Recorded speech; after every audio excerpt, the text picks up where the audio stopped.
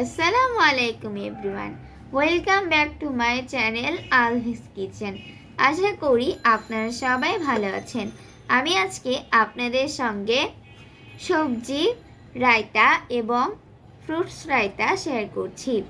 রায়তা আমাদের খাবার হজমে সাহায্য করে, পেট ঠান্ডা করে। এছাড়াও এই রায়তা বিরিয়ানি, পোলাও, ফ্রাইড রাইসের সাথে খেতে কিন্তু অনেক ভালো লাগে। আশা করি এই রেসিপিটি আপনাদের ভালো লাগবে। চলুন চলে যাচ্ছি মূল রেসিপিতে। রায়তা বানানোর জন্য এখানে আমি দই নিয়ে নিয়েছি। এই দইটা আমি বাসায় বানিয়ে নিয়েছি।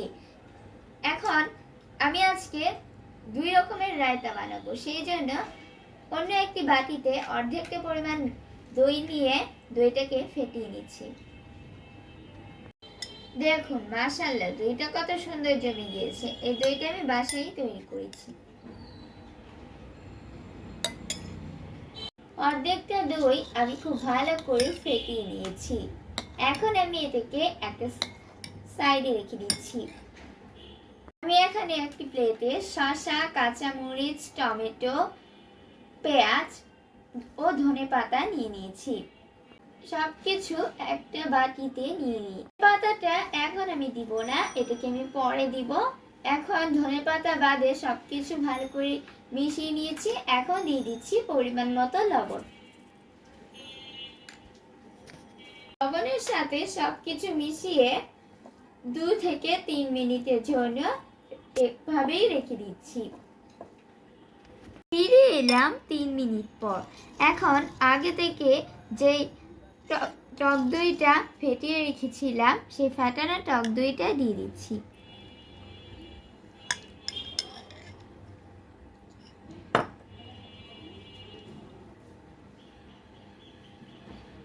এখন দিয়ে দিচ্ছি চাট মশলা, দিচ্ছি জিরে গুঁড়ো,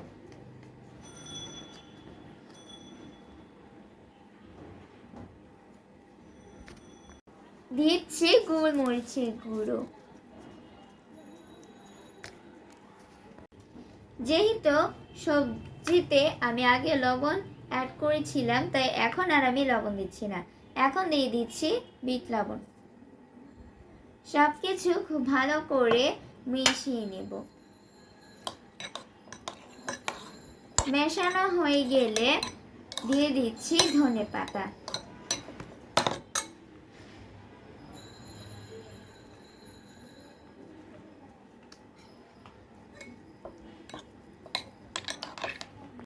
তৈরি হয়ে গিয়েছে সবজি রায়তা।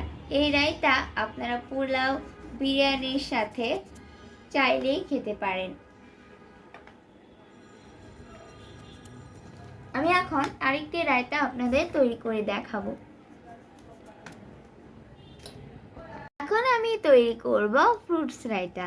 আমি বাকি ফ্যাটানো দইটা নিয়ে নিয়েছি। এখন এতে দিয়ে দিচ্ছি 1 টেবিল চামচ চিনি,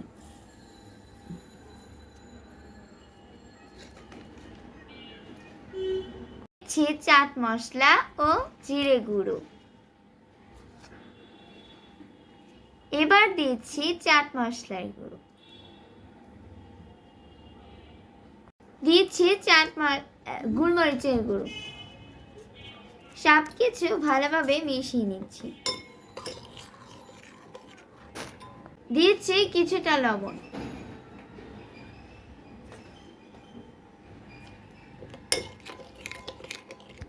মেশানো হয়ে গিয়েছে।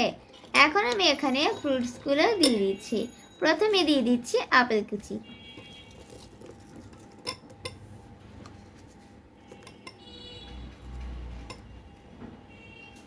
দিয়ে দিচ্ছি আঙ্গুর কুচি। সবকিছু ভালোভাবে মিশিয়ে নিব। ফল এখানে আপনাদের হাতের কাছে থাকা যে কোনো ফল এখানে ইউজ করতে পারেন।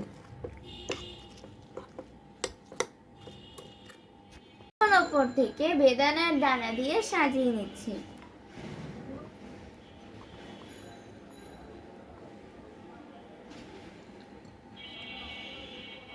তৈরি হয়ে গিয়েছে ফ্রুটস ও সবজি রায়তা। আশা করি এই দুই রায়তার রেসিপি আপনাদের অনেক ভালো লেগেছে। যাদের ভালো লেগেছে তারা অবশ্যই লাইক, কমেন্টস ও শেয়ার করতে ভুলবেন না। সে সাথে আমার চ্যানেলটি সাবস্ক্রাইব করার অনুরোধ রইল। আজকে এ পর্যন্ত, সবাই ভালো থাকবেন। আল্লাহ হাফেজ।